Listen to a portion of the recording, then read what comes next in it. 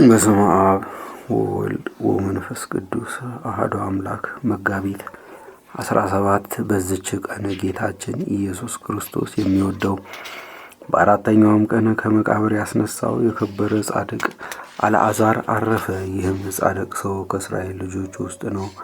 ማርያና ማርታ የተባሉ ሁለት እህቶች አሉት። ማርያም የክብር ባለቤት ጌታችን ኢየሱስ ክርስቶስን ሽቱ የቀባችው ናት። እነርሱም ለጌታ ደቀ መዛሙርቶቹ ናቸው። ስለ ምግባራቸውም ጌታችን ይወዳቸዋል። ሁሉም ያላገቡ ደናግል ናቸው።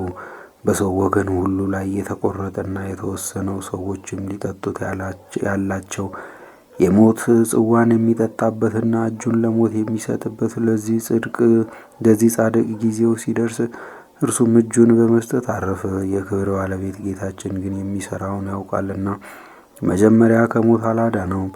ጠርቶ እስከሚያስነሳው ድረስ ሙቶ በመቃብር 4 ቀን እንዲኖር በዚህ በ4 ቀንም የጻድቃንን ማደሪያዎችንና የኃጥአንን የስቃይ ቦታዎች እንዲያይ ተወው እንጂ አላዳነውም። ያን ጊዜም ታላቅ ምልክት ትሆናለች።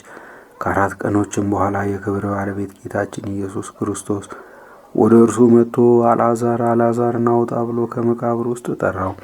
ያን ጊዜ እጆቹና እግሮቹ እንደታሰሩ ሙታኖችንም እንደሚጠቀልሏቸው በሰበን ፊቱ ተጠቅልሎ ወጣ። እጆቹና እግሮቹ እንደተጠቀለሉ እንደታሰሩ ከመቃብር የመውጣቱ ምክንያት ሰዎች ሁሉ መሞቱን እንዲረዱ፣ ሌሎችም ይህ በመካከላቸው በስምምነት የሆነ ነው ብለው እንዳያስቡ፣ ስለዚህም እንደገነዙት ሆኖ እንዲወጣ ጌታችን አዘዘው። ይህችም ምልክት እንድትሆን ከሃዲዎችም በመቃብር ውስጥ ሕያው እንደነበረ ቢያስቡም እጆቹና እግሮቹ ፊቱም እንደተጠቀለሉ እንዴት ይወጣ ነበር?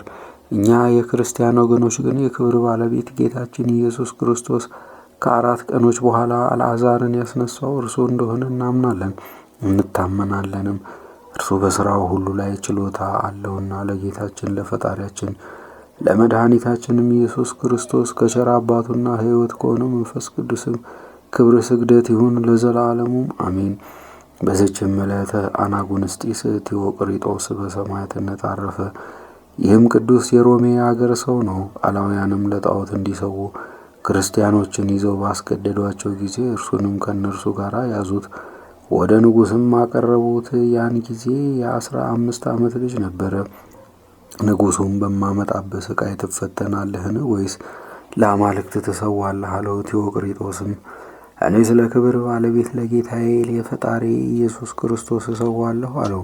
ንጉሡም ቴዎቅሪጦስ ሆይ በክፉ አሟሟት እንዳትሞት ለአማልክት መሥዋዕት አቅርብ አለው። እርሱም ንጉሥ ሆይ መሥዋዕቴን እንድታይ ና አለው። ንጉሡም ወደ ጣዖቱ ቤት እንዲወስዱትና በዚያ እንዲሰዋ አዘዘና እርሱም በበር ቆመ። ቅዱሱም በጸለየ ጊዜ ንውጽውጽታ ሆኖ አስቀላጼዎስ የሚሉት አምላካቸው ወድቆ ተሰበረ።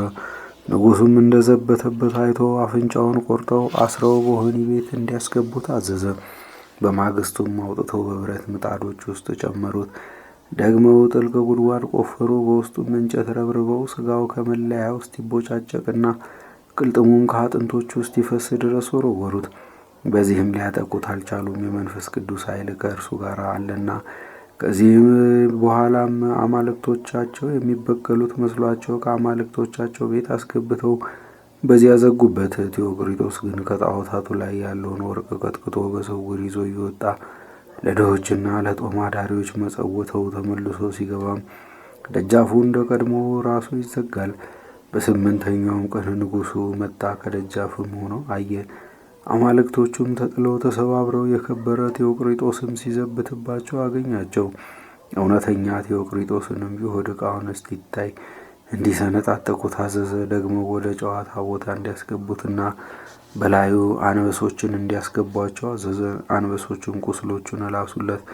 ዳግመኛም ሕዋሳቱ እስኪነጣጠል ከሚያጣብቅ ቦታ እንዲያስገቡት፣ መላ አካላቱም ታጥፎ እስኪቆለመም እንዲያሰቃዩት አዘዘ። በዚህም ተሸብሮ አላሸነፉትም። ንጉሡም ብርታቱን አይቶ ራሱን በሰይፍ እንዲቆርጡ አዘዘ።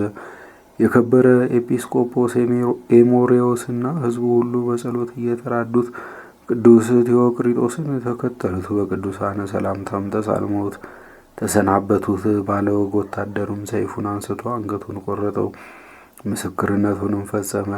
አማላጅነቱ በረከቱም ከሁላችን የክርስቲያን ወገኖች ጋር ለዘላለሙ ይኑር አሜን። በዚችም ቀን ደግሞ የታጋዩ የቅዱስ ጊዮርጊስና የሰማዕቱ ተላሰስ የኤጲስቆጶስ ዮሴፍ መታሰቢያቸውና የሊቀ ካህናት ኒቆር የሥጋው ፍልሰት ነው። በረከታቸው ከእኛ ጋር ለዘላለም ትኑር አሜን።